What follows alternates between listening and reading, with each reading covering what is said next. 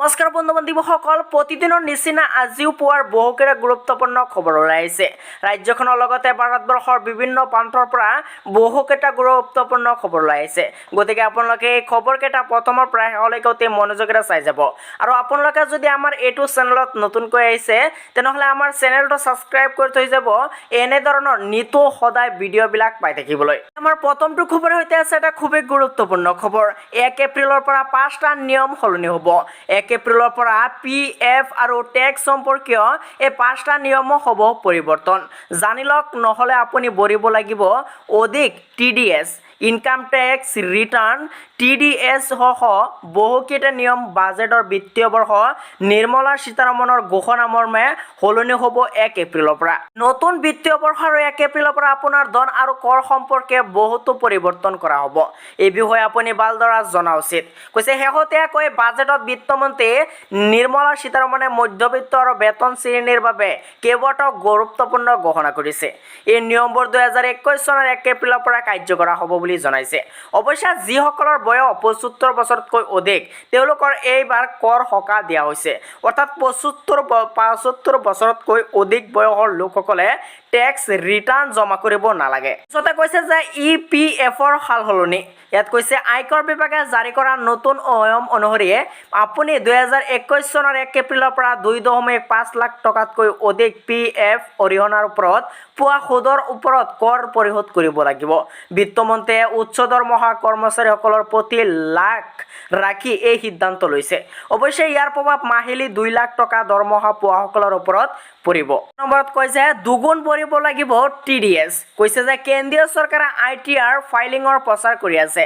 চৰকাৰে এই নতুন নিয়ম নিৰ্ধাৰণ কৰিছে যে কোনো ব্যক্তিয়ে ITR দাখিল নকৰিলে তেওঁ দুগুণ TDS পৰিশোধ কৰিব লাগিব। চৰকাৰে আয়কৰ আইনৰ ধাৰা 206AB যোগ কৰিছে। এই শাখা অনুসৰি ITR দাখিল নকৰাৰ বাবে এতিয়া 1 এপ্ৰিল 2021 ৰ পৰা TDS দুগুণ দিব লাগিব বুলি জনাইছে। নতুন নিয়ম অনুসৰি দণ্ডমূলক TDS আৰু TCLৰ হাৰ 1 জুলাই 2021 ৰ পৰা 10-20% হ'ব, যি সাধাৰণতে 5-10% হয়। RTR দাখিল নকৰাৰ বাবে TDS আৰু TCRৰ হাৰ 5% বা নিৰ্ধাৰিত হাৰ যিটো অধিক হয় সেয়া দুগুণ হ'ব। কৈছে যে LTCৰ নিয়মসমূহ সলনি হ'ব। কৈছে চৰকাৰে LTC আঁচনিও সম্প্ৰসাৰিত কৰি আছে। আঁচনিখন নতুন বিত্তীয় বৰ্ষত ৰূপায়ণ কৰা হ'ব। কৰোনা মহামাৰীৰ নিষেধাজ্ঞাৰ বাবে LTCৰ কৰ লাভালাভ লাভ কৰা কৰ্মচাৰীসকলৰ এই আঁচনিয়ে উপকৃত কৰিব বুলি জনাইছে। জনাইছে যে প্ৰি-ফিল্ড ITR ফৰ্ম পাব। কৈছে যে কৰ্মচাৰীসকলৰ প্ৰতি লক্ষ্য ৰাখি চৰকাৰে টেক্স ৰিটাৰ্ণ দাখিল কৰাৰ প্ৰক্ৰিয়াটো সহজ কৰি তুলিছে। কৈছে যে 1 এপ্ৰিল 2021 ৰ পৰা ব্যক্তিগত কৰদাতাসকলক ITR প্ৰমাণ পত্ৰ প্ৰদান কৰা হ'ব। ITR ফাইল কৰাটো অতি সহজ কৰি তুলিব বুলি জনাইছে। 75 বছৰৰ ওপৰত লোকসকলক কৰ সকাহ লাভ কৰিব। বাজেটত বিত্তীয় মন্ত্ৰীয়ে ঘোষণা কৰিছিল যে 75 বছৰতকৈ অধিক বয়সৰ লোকসকলে টেক্স ৰিটাৰ্ণ দাখিল কৰিব নালাগে।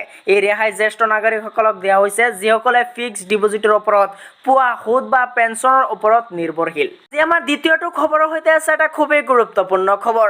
1 এপ্ৰিলৰ পৰা অচল হৈ পৰিব কেইবাটাও বেংকৰ পাছবুক, IFC কোড সলনি হ'ব।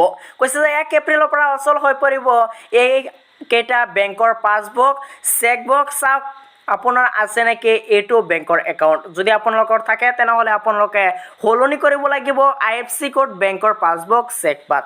চলিত বৰ্ষৰ 1 এপ্ৰিলৰ পৰা দেশৰ 8টাকৈ আগশাৰীৰ চৰকাৰী বেংকৰ পাছবুক, চেকবুক আদি অচল হৈ পৰিব। লগতে IFC কোডসমূহ সলনি হৈ পৰিব। কৈছে যে ভাৰত চৰকাৰে 2019 চনৰ এপ্ৰিল মাহত দেশৰ 8টা বেংক 4টা বৃহৎ বেংকৰ সৈতে চামিল কৰাৰ সিদ্ধান্ত লৈছিল। উক্ত 8টা বেংক ইমান দিনে নিজাববীয়াকৈ প্ৰচলন কৰি অহা পাছবুক আৰু চেকবুকসমূহ সলনি হৈ পৰিব। 1 এপ্ৰিলৰ পৰা পাছবুক আৰু চেকবুক অচল হৈ পৰিবলগীয়া বেংক কেইটা হৈছে ক্ৰমে আপোনালোকৰ তলফালে বেংক কেইটা নাম উল্লেখ কৰি দিয়া হৈছে। আপোনালোকৰ যদি এইকেইটা বেংকত একাউণ্ট আছে তেনেহ'লে আপোনালোকে সলনি কৰিব লাগিব, নহ'লে অচল হৈ পৰিব আপোনাৰ বেংক একাউণ্ট। 1 নম্বৰত কৈছে দেনা বেংক যিসকলৰ আছে সেইসকলৰ, বিজয়া বেংক যিসকলৰ আছে সেইসকলে, কৰ্পৰেশ্যন বেংক আছে যিসকলৰ সেইসকলৰ বাবে, অন্ধ bank, syndicate bank, orient bank of commerce, United bank of India.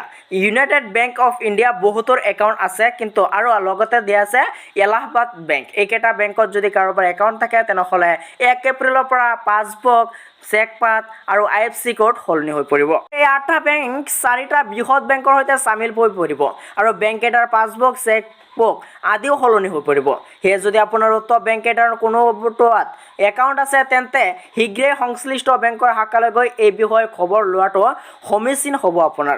এই বেংককেইটাত একাউণ্ট থকাসকলে বেংকৰ চামিলকৰণৰ বাবে কোনো লোকচানৰ সন্মুখীন নহ'ব বুলি বেংকৰ তৰফৰ পৰা জনাইছে।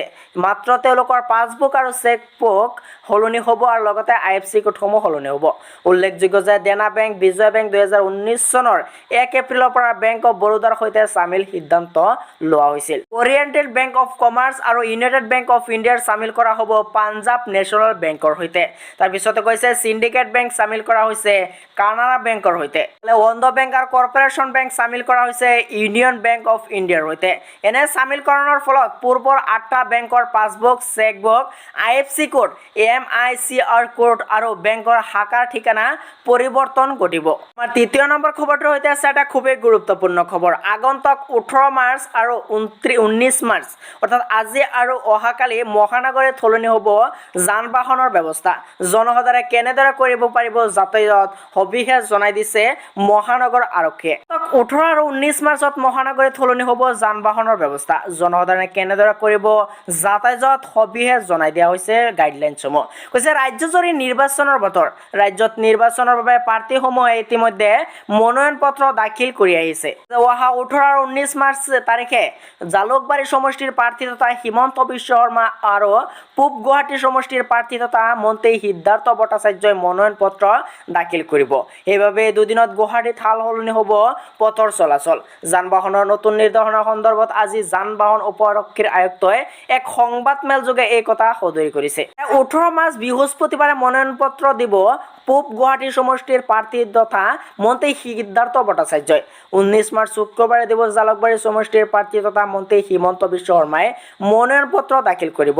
সিদ্ধাৰ্থ ভট্টাচাৰ্য, হিমন্ত বিশ্ব শৰ্মাৰ উপৰিও বহু প্ৰাৰ্থীয়ে বিশাল ৰেলীৰে মনোনয়ন পত্ৰ দাখিল কৰিব। সেইবাবে সাল সলনি কৰা হৈছে যান বাহনৰ চলাচলসমূহ। আমাৰ 4 নম্বৰ খবৰটো হৈছে এটা খুবেই সুখবৰ। কৈছে কেনেকৈ খুলিব সুকন্যা সমৃদ্ধিৰ একাউণ্ট, সুদৰ হাৰ কিমানকৈ দিয়া হ'ব সবিশেষ আপোনালোকে জানি লওক। সুকন্যা সমৃদ্ধি একাউণ্ট হৈছে কন্যা সন্তানৰ পিতৃ মাতৃক লক্ষ্য কৰি ভাৰত চৰকাৰৰ দ্বাৰা সমৰ্থিত ছেভিং আঁচনি।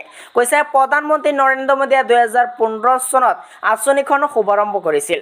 সুকন্যা সমৃদ্ধি যোজনাৰ একাউণ্টত যিকোনো ডাকঘৰ বা বাণিজ্যিক বেংকত খুলিব পৰা যায়। তাতে ৰাজহুৱা ভৱিষ্যত পুঁজি PPF একাউণ্ট খোলাৰ সুবিধা থকা বেংকবোৰৰ দৰে সকলো বেংক সুকন্যা সমৃদ্ধি যোজনা একাউণ্ট খোলাৰ সুবিধা প্ৰদান কৰে। এই আঁচনিৰ অধীনত 7.6% সুদ পোৱা যায় বুলি জনাইছে। সুকন্যা সমৃদ্ধি যোজনা একাউণ্ট খুলিবলৈ আপোনাক অন্য একাউণ্ট খুলিবলৈ প্ৰয়োজন হোৱাৰ দৰে সাধাৰণ নথি পত্ৰৰ প্ৰয়োজন হ'ব। ইয়াৰ বাবে ছোৱালীজনীৰ জন্মৰ প্ৰমাণ পত্ৰৰ লগতে অভিভাৱকৰ পৰিচয় পত্ৰৰ প্ৰয়োজন হ'ব, যাৰ বাবে PAN card, ration card, driving licence, passport আদি ব্যৱহাৰ কৰিব পাৰে আপোনালোকে ডকুমেণ্টছ হিচাপে। অভিভাৱকসকলেও ঠিকনাৰ প্ৰমাণ পত্ৰৰ বাবে নথি পত্ৰ দাখিল কৰিব লাগিব, যেনে ড্ৰাইভিং লাইচেন্স, পাছপৰ্ট, বিদ্যুৎ বিল বা ৰেচন কাৰ্ড আদি। বেংক বা পোষ্ট অফিচে আপোনাৰ নথি পত্ৰ প্ৰমাণীকৰণ কৰাৰ পিছত আপোনাৰ একাউণ্ট খুলিব পাৰিব। একাউণ্ট খোলাৰ পিছত একাউণ্ট ধাৰকৰ পাছবুকো দিয়া হয়। এই আঁচনিখনৰ মেচুৰিটিৰ মেয়াদ ছোৱালীজনীৰ বয়স 21 বছৰ হোৱালৈকে। কৈছে যে সুকন্যা সমৃদ্ধি যোজনাৰ বিশেষ কিছুমান দিয়া আছে।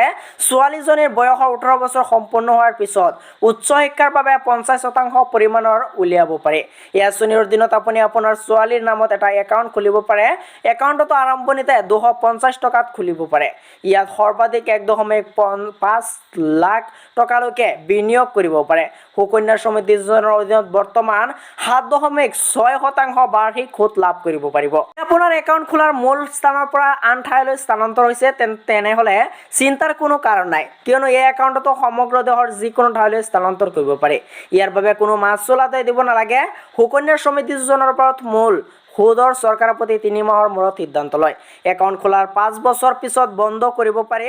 অৱশ্যে কেইবাটাও পৰিস্থিতিৰ ওপৰত নিৰ্ভৰ কৰে।